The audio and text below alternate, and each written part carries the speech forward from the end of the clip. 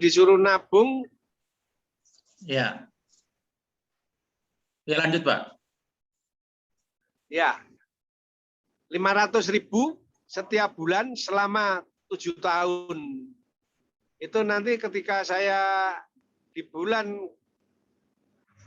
Agustus 2021, saya akan bisa mencairkan dana saya sebesar 47 juta. Ya. Dan itu sudah ada di dalam otak saya, uang itu akan saya pakai untuk tambahan menikahkan anak saya, Pak. Tapi ternyata tidak terrealisasi. Ya? Ya, beda, Pak. Sangat beda ya. Janji-janji manis Ya. tapi faktanya tidak sesuai ya, sangat jauh. Yang saya heran Pak Damanik, ya. Sebesar BCA yang menawarkan pertama kan BCA yang merekomendasikan saya. Betul. Itu lepas tangan tidak mau tanggung jawab Pak. Ya. Saya sampai marah-marah di BCA. Ya. Terus yang kedua di AIA, agen yang dulu yang bernama Dwi Stianing Tias itu ternyata sudah tidak bekerja dan saya minta alamatnya karena satu-satunya saksi yang komunikasi dengan saya ya agen itu yang namanya Dwi Stianing Tias itu. Tapi dari pihak AIA tidak berkenan memberikan alamat ataupun nomor telepon agen tersebut Pak. Sampai alasannya sekarang belum hilang. ketemu? Belum ketemu Pak. Alasannya sudah hilang, sudah lost kontak, dan AIA tidak punya kewajiban. Lalu saya bilang sama ketua wilayahnya bahwa kalau begitu halnya, AIA itu penipu dong, saya bilang gitu. Lalu saya dikatakan di WA bahwa saya mengatakan AIA penipu dan segala macam itu bisa menjadi bumerang bagi Pak Ego karena kami akan laporkan balik sebagai pencemaran nama baik. Dan itu saya tunggu Pak, karena memang saya benar-benar tertipu. Iya. Tertipu dengan manis agen. 7 tahun Pak ditipu tiap bulan ya Pak ya. Sakit hati ya Pak ya. Iya Pak. Iya Pak. Dan ditipu berjamaah Pak. Iya betul. Tapi AIA melalui Ibu Rani, ketua wilayah yang di Jawa Tengah itu ke rumah saya. Ya. Itu menjanjikan bahwa akan diusahakan untuk bisa kembali dananya maksimal. Tidak ada realisasinya. Ketika saya telepon ngomongnya sudah lain, lalu tidak mau telepon, saya WA, saya bilang kalau saya tertipu, kalau AIA penipu, itu tidak terima. Dan dia sampaikan bahwa ini akan jadi bumerang, Bapak akan berurusan. Saya tunggu, saya dilaporkan polisi. Karena itu kan pengalaman pribadi ya Pak ya, bukan pengalaman orang, tapi kita alami sendiri ya. Ya, ini saya alami sendiri. Anak saya juga prudensial 38 juta, cuma terima 18 juta, hilang 50% Pak. Ya, saya juga di prudensial hilang 50% Pak. Hilang 59 Betul, Pak. juta. Ini anak saya ikut di grup ini, tapi kemarin sudah di live sama Ibu Komandan kita, karena memang anak saya cuma menyimak aja.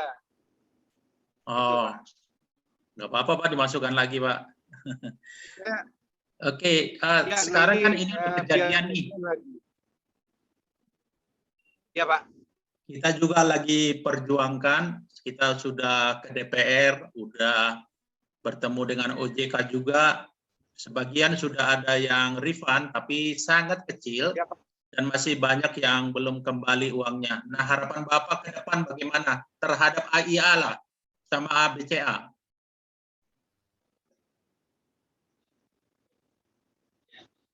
Oke Pak, saya berharap BCA sebagai bank yang sudah dipercaya oleh banyak orang, bersikap jujur. Kalau memang AIA itu produk bermasalah, mohon untuk tidak diberi ruang di BCA. Karena ketika AIA, kalau memang AIA itu bermasalah dan BCA memberikan ruang di situ, artinya BCA mau tidak mau kami harus mengatakan bahwa ada hubungan antara BCA dan AIA. Ya. Itu Pak. Jadi paling tidak BCA juga harus hadir sebagai bentuk proteksi terhadap nasabahnya Pak.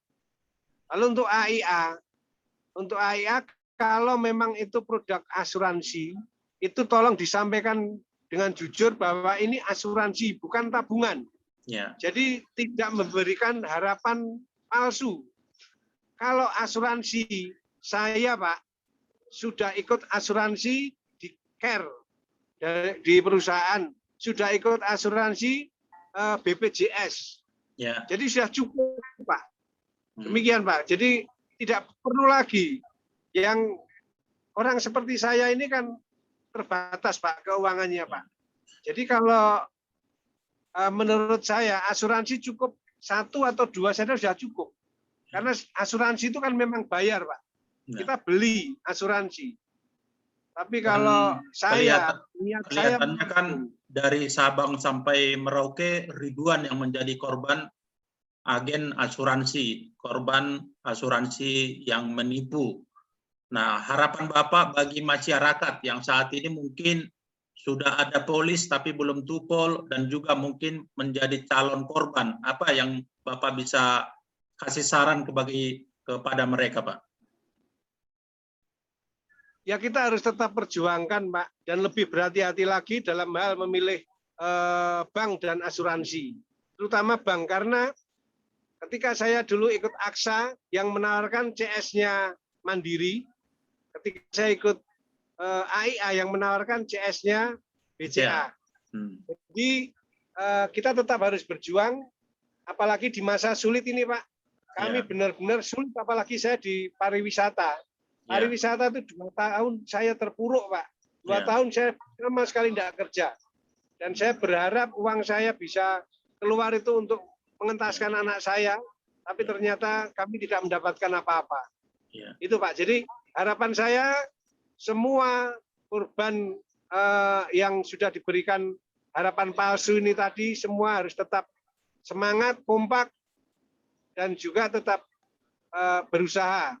Karena itu uang kita, apalagi saya Pak sebagai sopir, resikonya Bapak sendiri tahu, resikonya sangat besar sekali, risiko nyawa. Saya kumpulkan sedikit demi sedikit untuk masa depan rumah tangga kami, Pak, buat anak-anak kami. Demikian Pak Damanik, saya tetap berharap mudah-mudahan suara saya ini bisa didengar oleh banyak orang, Pak. Baik. Terima kasih, Pak. Terima kasih Pak untuk waktu dan pengalaman dan juga menceritakan kronologisnya. Kita sama-sama berharap bahwa pihak-pihak terkait asuransi maupun bank, ya mereka juga ikut bertanggung jawab. Siapa? Mungkin kita tidak menuntut sampai kepada bunga atau hasil investasi, tapi paling tidak premi hasil keringat kita, premi hasil kerja keras kita, premi yang masuk kita untuk menyekolahkan anak, untuk mensejahterakan keluarga, ya mereka jangan ambil, tapi dikembalikan kepada setiap nasabah yang sudah menjadi korban. Demikian Pak ya? Siap, betul sekali Pak. Saya tidak berharap uang riba. Saya cuma kepingin dikembalikan uang saya, hak saya yang sudah saya setorkan. Bahwa kemarin ketika disampaikan akan mendapatkan 47 juta, saya tidak butuh, sudah kembalikan saja uang saya 42 juta. Itu Pak, itu hasil keringat kami, hasil kerja kami bertahun-tahun. Jadi saya juga tidak maruk, saya cuma kepingin hak saya dikembalikan sesuai yang dijanjikan. Dan kalau AIA memang gentleman, temukan saya dengan agen yang pertama kali menawarkan saya dengan iming-iming tabungan jangka panjang yang mendapatkan bonus proteksi diri. Itu Saudara Dwi Setianing Tias. Jadi satu-satunya saksi, satu-satunya harapan saya orang itu Pak. Tapi kami tidak bisa menemukan beliau Pak. Demikian Pak Damanik. Baik, terima kasih Pak untuk waktunya. Dan kita cukupkan di sini pertemuan kita. Baik. Teman-teman dimanapun berada, khususnya korban asuransi, inilah wawancara saya tadi yang dimana sudah menjadi korban asuransi. Jadi agar kita ke depan lebih hati-hati dan tetap solid, tetap semangat kita memperjuangkan hak kita. Terima kasih, selamat siang semuanya.